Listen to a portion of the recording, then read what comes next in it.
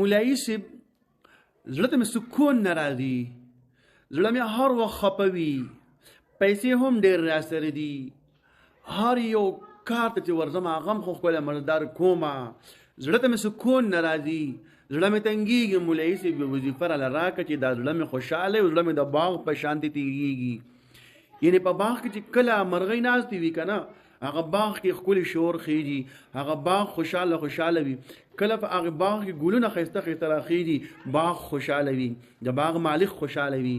نو خفه کېږئ مو، آسان عمل درته ښیم انشاءالله العزیز. انشاءالله زما وروره تا ته به بلکل سکون میلاویږي، بلکل به تا ته راحت میلاویږي، بلکل تا ته به خوشحالي میلاویږي وروره.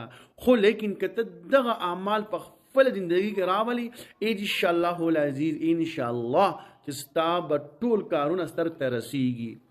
اولنی عمل د 5 منځونو اهتمام شروع کا، د 5 منځونو اهتمام شروع کا، انشاءالله العزیز تا هر یو کار به سر ته هم رسیږي او ته به خوشحاله هم یې او ستا زړه ته به سکون میلاویږي.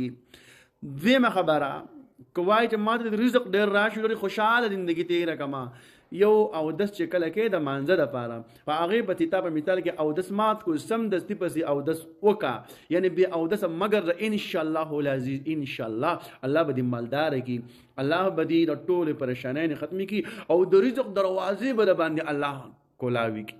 ٹھیک تا خپل په هم عمل وکا، ثواب په نیت باندې مخکې هم ورسوا، نورونه خويندې د دینه فائدہ حاصله کړي، زما طرفه ثواب کې هم تاسو شامل شئ.